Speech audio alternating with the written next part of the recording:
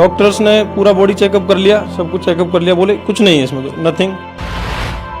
हनुमान जी के वहाँ गए, बालाजी के, उसने जो है बोला दान दो। मैंने कहा लो 100 रुपए का दान मांगा। मैंने कहा 1000 पकड़ो महाराज, यदि कुछ हो जाए तो मैं अभी सारी रात मेरे एक टांग पे खड़ा रहूंगा। यदि कैसा भी कुछ भी यदि इसमें होता है वो करने को तैयार हूँ, फुली डेडिकेटेड। कोई कहता ना पाकिस्तान चला जा, पाकिस्तान जाने को तैयार था। कोई बोला अमेरिका चला, अमेरिका जाने को तैयार था। कोई कहते ये करते वो करने को तैयार था, लेकिन ऑल इन वेन, कोई लाभ नहीं मिला। हम नॉर्मल वो देवी देवता, हनुमान जी, शिव जी, कोई शनिदेव, शनिवार को चढ़ा दिया, कोई किसी को भी जो आया सबको पूजते थे। ऑल मतलब जितने भी देवी देवता हैं सबकी पूजा करते थे हम। सर, इतनी देवी देवताओं की भक्ति करने से आपको क्या लाभ प्राप्त हुए? सर लाभ तो मैंने पहले आशा करी नहीं थी, लेकिन जब एक ऐसा टाइम आया कि जब लाभ का एक टाइम आ ही गया कि जब देवी देवताओं को अपना प्रभाव दिखाना चाहिए था, जब भी नहीं दिखाया, तो वो जब टाइम आया, when that time just came, I just was totally puzzled कि what to do.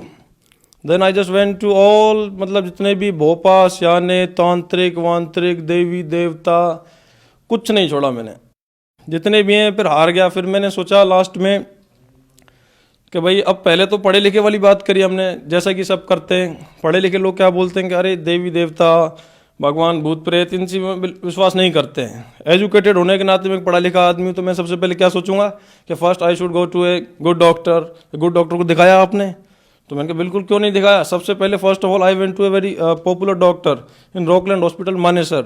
I was admitted there and you know there was nothing. Doctors ने पूरा बॉडी चेकअप कर लिया, सब कुछ चेकअप कर लिया, बोले कुछ नहीं है इसमें, तो नथिंग। तो मैंने कहा ओके, कोई बात नहीं। फिर जब डॉक्टरों ने सब कुछ कर लिया, फिर मैंने कहा चलो दूसरा डॉक्टर बदलते हैं, भाई हो सकता है ये डॉक्टर सही नहीं हो। फिर दूसरे डॉक्टर गए, उसने कहा कुछ नहीं, नथिंग, एंजाइटी है, कुछ है।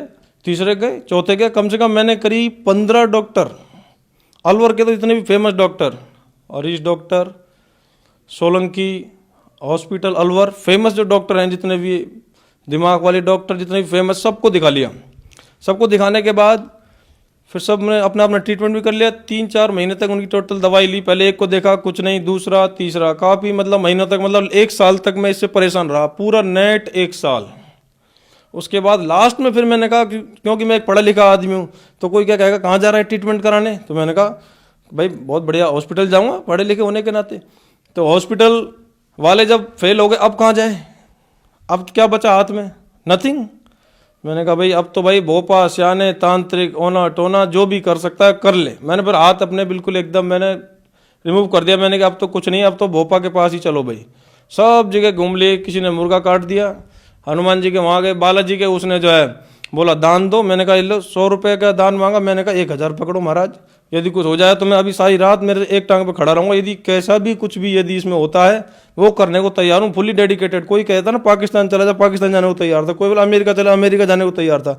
कोई कहते ये करते वो करने को तैयार था, लेकिन ऑल इन वेन, कोई लाभ नहीं मिला। सर, आप हर जगह से थक चुके थे, कहीं भी आपको लाभ प्राप्त नहीं हो रहे थे, फिर आप संत रामपाल जी महाराज के शरण में कैसे आए sir?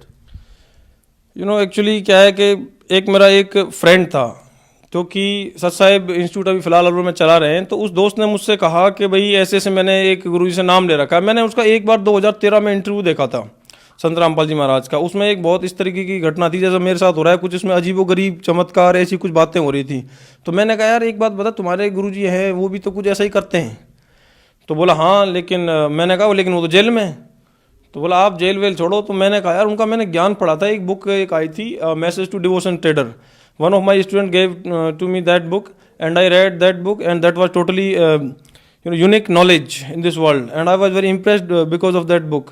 So but I didn't know where to go, रास्ता मुझे मालूम नहीं था। किताब तो मैंने पढ़ ली, लेकिन नाम कहाँ से लूँ, किसके पास जाऊँ, ऐसा किसी ने नहीं बोला। एक मेरा पुराना स्टूडेंट था, उसने मुझे दी कि सर आप ये इस बुक को एक बार आप पढ़ के देखिएगा। बहुत ओल्ड एज मैन थे वो, इंग्लिश में मैं पढ़ाता था, स्पीकिंग करता था, तो उन्होंने मुझको इंग्लिश में ला के दी थी।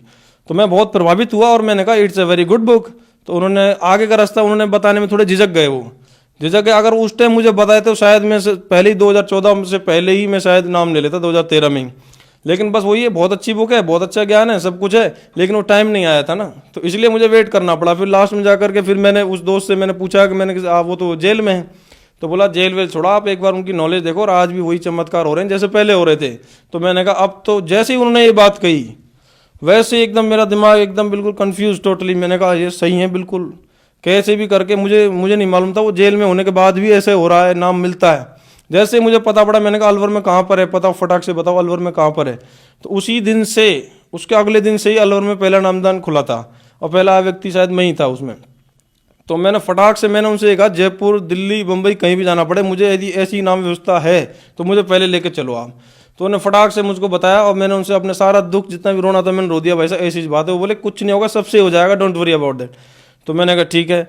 फिर उसके बाद मैंने संत रामपाल जी से मैंने वहाँ पर नाम दीक्षा ली। सर, संत रामपाल जी महाराज जी से नाम दीक्षा लेने के बाद आपको क्या लाभ प्राप्त हुए? संत रामपाल जी महाराज की नाम दीक्षा लेने से मुझे ये एक पहला लाभ तो ये हुआ कि मेरे जो बॉडी में एक बीमारी थी, सारे घर वाले मतलब बुरी तरह परेशान हो गए थे कि अब इनका क्या करना है क्या करना है। मुझे डेली ऐसा ही लग रहा था कि कल मरा, अब मरा, आज मरा, परसों मरा, और बीमारी का कोई डायग्नोसिस नहीं, किसी प्रकार का कोई रास्ता नज़र नहीं आ रहा था। भोपाल से आना से कर करके पूरी परेशान हो गए थे। डॉक्टर सबसे पहले चेक करवा लिया था। तो कुल मिलाकर के इस पूरे जो बीमारी से जब मैंने नामदान लिया तो फिर मैंने क्या 1.5 से 2 महीने लगभग मैंने एक मंत्र का जाप किया। मैंने अपने दोस्त से कहा कि क्या आप सही बता रहे हो? उसने कहा बिल्कुल सही बता रहा हूँ। और फिर पहले तो थोड़ा बहुत विश्वास तो करना ही पड़ता है। फिर वो धीरे धीरे 1 से 1.5 से 2 महीने जैसे मैंने धीरे धीरे जैसे मंत्र का मैं जाप करता रहा, तो बाद में अचानक से मुझे फील हुआ कि अरे मेरी ना तो मेरे कोई सांस में कोई प्रॉब्लम रही है, अचानक से मतलब मुझे फील हुआ, और ना मेरे एकदम बैक में, मैंने सारे बॉडी का मैंने करवा लिया था एक्सरे, कम से कम 4 बार तो एक्सरे करवा लिया। और एक्सरे से कुछ नहीं, मैंने पूरा MRI तक कराने की पूरी प्लानिंग में था। और मैंने काफ़ी से ज़्यादा डॉक्टरों से जो है सलाह ली। सब ने यही कहा भाई तेरे पूरी बॉडी का ही चेकअप होगा, लेकिन उसमें भी कुछ नहीं निकलेगा, क्योंकि हमें श्योर है जो तेरी बॉडी के जो साइन है उस हिसाब से तुझे कोई इस बीमारी नहीं है। लेकिन वो तो मैं जानता हूँ, वो कहते हैं ना जाके पैर न फटी भी भाई सो क्या जाने पीर पड़ाई। तो वो तो मेरे को पता लग रहा था कि मेरे अंदर क्या हो रहा है। जनता तो कह रही है कितना हेल्दी आदमी, कितना ये है, कितना वजन है, सब कुछ बढ़िया है, सब कुछ फिट है, लेकिन अंदर से तो मैं मरा जा रहा था।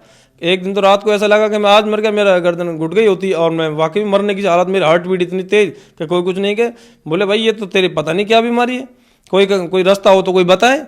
और लास्ट में जाकर के जब संत रामपाल जी का नाम लिया तो उन्होंने तो मरने के बाद तक पूरी जर्नी क्लियर कर दी। जब पूरा रास्ता ही क्लियर हो गया, जब कोई बाधा ही नहीं, जब सब कुछ सेट हो गया दिमाग में, भाई ये है एक्चुअल स्पिरिचुअल नॉलेज, उस दिन से बाद फिर धीरे धीरे मेरा ये पूरी बीमारी अपने आप जड़ से गायब हो गई। आज मैं पूरी तरह स्वस्थ हूँ। मुझे ये भी नहीं पता मेरे शरीर में कोई बीमारी कैसी भी थी। तो ये मेरे लिए सबसे बड़ा एक लाभ प्राप्त हुआ है, जो कि इससे मेरा विश्वास बहुत बिल्कुल दृढ़ हो गया कि मैं जब परमात्मा इतना कर सकते, कुछ भी कर सकते हैं, and he is totally right. इसके अलावा मुझे आध्यात्मिक नॉलेज हुई है पूरी, गीता, वेद, रामायण, ये जो 18 पुराण और ये जो शास्त्र जितने भी होते हैं हिंदुओं के, मुस्लिम के, ईसाइयों के, बाइबल वगैरह, ये सारे जो हमको है पूरे जो इनका शास्त्रों का पूरा टोटल हमको एक ज्ञान प्राप्त हुआ है, जो एक सामान्य इंसान के बस की बात नहीं है पूरे जीवन में। और हमें इतनी सी उम्र में इतना एक गंभीर ज्ञान हमें प्राप्त हुआ है, ये मेरे लिए एक बहुत लाभ है। सर, आप पढ़े लिखे हैं और पढ़े लिखे लोगों का ये अक्सर ये मानना होता है कि उनका अध्यात्म में बहुत कम रुचि होती है, वो भक्ति नहीं करना चाहते हैं। सर, ये बात कहाँ तक सही है? सर पढ़े लिखे क्या, जब कहते हैं ना जब बीमारी जब सर पर आती है तो सब पढ़े लिखे सबसे पहले भागते हैं। तो ये तो सब एक बेकार की बात है कि पढ़े लिखे जो है भगवान या फिर देवी देवता, ये सब एक दिन पढ़े लिखे सबसे पहले भागेंगे, क्योंकि आवश्यकता भगवान की पढ़े लिखे को भी है, एक अनपढ़ गंवार, एक मजदूर को भी है, और एक IAS को भी है। तो जब बीमारी होती है, हार्ट बीमारी हो रही है, आजकल कैंसर हो रही है, कितनी भयंकर भयंकर बीमारी बन रही है, तो पढ़े लिखे लोग तो सबसे पहले चपेट में आ रहे हैं। तो पढ़े लिखे लोग तो तुरंत समझ जाते हैं, बाइबल पढ़ के देख लो फलाने पेज पे फलाने ये लिखा हुआ है। तो पढ़े लिखे लोग तो इस टाइम पर सबसे ज़्यादा आकर्षित हो रहे हैं। अकॉर्डिंग टू मी, मेरे अनुसार तो ऐसा ही है कि पढ़े लिखे लोग इस टाइम सबसे ज़्यादा आकर्षित होंगे, क्योंकि संत रामपाल जी महाराज जो हमारे गुरु जी हैं वो एक बिल्कुल एक सही रास्ता दिखा रहे हैं, और वो सारे प्रमाण के साथ दिखा रहे हैं। सबसे पहली इंपॉर्टेंट बात ये हो रही है इसमें। सर, आप एक ऐसे संत के शरण में जा रहे थे जो जेल में है, आपको ऐसा नहीं लगा कि कहीं मैं गलती कर रहा हूँ? सर एक्चुअली क्या है कि पहले हमने जांचा परखा, वो कहते हैं ना कि एक कबीर साहिब जी ने एक दोहा कहा है कि पानी पियो छान के और गुरु बनाओ जान के। तो उस दोहे के हिसाब से मैंने पहले गुरु को जाना। क्या ये बिल्कुल सही बात कह रहे हैं? तो वो गुरु को जानने के बाद हमने किया। अब इसमें जेल में हो चाहे कहीं हो, इससे कोई फर्क नहीं पड़ता है, क्योंकि उनका ज्ञान बिल्कुल सच्चा है। और ये एक हमें बाद में पता लगा ये एक राजनीतिक षड्यंत्र भी है, और उनके ज्ञान का विरोध किया जा रहा है। तो ये है इसमें एक्चुअल बात।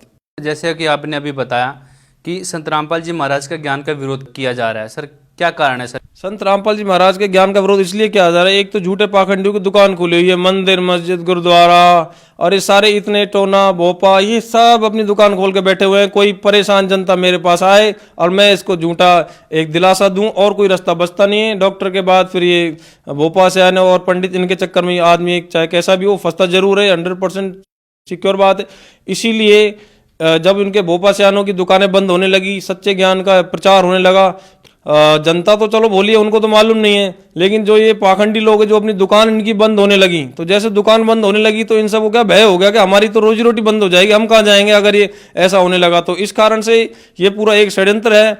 और आर्य समाजों की संत रामपाल जी महाराज हमारे गुरु जी ने एक पुस्तक थी, दयानंद सरस्वती ने लिखी सत्यार्थ प्रकाश। तो वो जो पुस्तक है, पुस्तक में गुरुजी ने एक एक चीज खोल के बता दी, देखो इसमें फलाने पेज पर इस तरीके से लिखा हुआ है, जो कि बिल्कुल गलत था सामाजिक दृष्टि से भी, और दुनिया उसको फॉलो करती आ रही है। तो उन जब अज्ञान की खाल उतार दी एक तरीके से कह सकते हैं, तो अज्ञान की जब खाल उतार दी तो सारे के सारे जब अपने एक षड्यंत्र इस तरीके से रचा गया है। सर आप पढ़े लिखे हैं, एजुकेटेड हैं, लेकिन कुछ लोगों का यह मानना है कि जो संत रामपाल जी महाराज जी से नाम दीक्षा लेते हैं वो अंधश्रद्धा भक्ति के तहत लेते हैं। सर ये बात कहाँ तक सही है? अंधश्रद्धा भक्ति के तहत लेते हैं, ये तो एक अब जब श्रद्धा है तो वो तो अंधी होनी चाहिए। और गुरु जी जैसा कि बताते हैं, हमने सुना भी है और एक नॉलेज की बात भी है कि यदि हमको किसी में विश्वास ही नहीं है तो विश्वास तो अंधश्रद्धा भक्ति से ही करना चाहिए। और फिर हमने तो उसको 100 बार जांचा परखा है ना, तो इसमें अंधश्रद्धा भक्ति कहाँ रह गई? हमने तो पूरी तरीके से जांचा परखा है, 2-3 महीने तक ग्रंथों को देखा है, गीता को देखा है, एक एक श्लोक को देखा है, सारी चीज देखने के बाद हमें पता लगा ये तो बिल्कुल सही कह रहे हैं। तो इसमें अंधश्रद्धा भक्ति तो हमारे मन के अंदर, अब हमको परमात्मा जब हमने मान लिया और उनका टोटली हर तरफ से जब सही सेट बैठ रहा है तो वही एक रास्ता बचता है, और कोई रास्ता भी नहीं है। कहीं भी चले जाएं बस केवल एक ही रास्ता नजर आएगा। कई बार मुझसे लोग पूछते हैं कि यार आपने तो अंधश्रद्धा व्यक्ति है, तो मैंने कहा अंधश्रद्धा व्यक्ति ठीक है, आप जिस दिन भगवान को ढूंढने निकलोगे उस दिन आपको हिसार हरियाणा में ही जाना पड़ेगा, और कोई इस पृथ्वी पर रास्ता है ही नहीं, आपको संतुष्टि ही नहीं मिलेगी, वहीं जाकर के मिलेगी। सर आप युवा पीढ़ी से बिलोंग करते हैं, तो आप जन समुदाय को क्या संदेश देना चाहेंगे? साथ साथ आप युवाओं को भी क्या कहना चाहेंगे? युवाओं को यही कहना चाहूंगा, ये 4 दिन की चांदनी है, फिर अंधेरी रात, बुढ़ापा सब पर आएगा। एक्सीडेंट किसी का भी हो सकता है, गलत काम किसी के साथ भी हो सकता है, बीमारी किसी को हो सकती है, कैंसर किसी को हो सकता है, किसी भी प्रकार की समस्या कभी भी किसी भी सेकंड कहीं से आसमान से टपक सकती है। क्या आपके पास कोई कैसी भी सिक्योरिटी है? यदि सिक्योरिटी नहीं है तो चुपचाप भगे चले आए, संत रामपाल जी महाराज से नाम लें, क्योंकि वहीं पर सिक्योरिटी मिलती है। इस पृथ्वी पर और कहीं कैसी भी सिक्योरिटी नहीं है, और सच्चा रास्ता भी वही है। इसलिए मैं युवाओं को यही संदेश देना चाहूंगा कि आप जाएं, अपना कल्याण करवाएं, नाम लें और हर तरफ से सुरक्षा प्राप्त करें। वरना आजकल आप अखबार पढ़ते हैं, डेली एक्सीडेंट हो रहे हैं, कोई कैंसर से मर रहा है, कोई किसी बीमारी से मर रहा है, तो इसका एक आपको लास्ट में जाना वहीं पड़ेगा, फिर भी यदि आप अपना बचाव चाहते हैं तो। सर संत रामपाल जी महाराज जी से नाम दीक्षा कैसे ले सकते हैं? संत रामपाल जी महाराज के से नाम दीक्षा लेने के लिए आपके टीवी चैनल पर जो कई चैनलों पर सत्संग आता है, और नीचे जो है उसमें एक पट्टी होती है और उस पर एक नंबर लिखा होता है, आप उसमें कांटेक्ट करके और संत रामपाल जी महाराज जी से नाम दीक्षा ले सकते हैं। धन्यवाद सर। Thank you sir. कहा है कि पानी पियो छान के और गुरु बनाओ जान के, तो उस दोहे के हिसाब से मैंने पहले गुरु को जाना। क्या ये बिल्कुल सही बात कह रहे हैं? तो वो गुरु को जानने के बाद हमने किया। अब इसमें जेल में हो चाहे कहीं हो, इससे कोई फर्क नहीं पड़ता है, क्योंकि उनका ज्ञान बिल्कुल सच्चा है। और ये एक हमें बाद में पता लगा ये एक राजनीतिक षड्यंत्र भी है और उनके ज्ञान का विरोध किया जा रहा है। तो ये है इसमें एक्चुअल बात।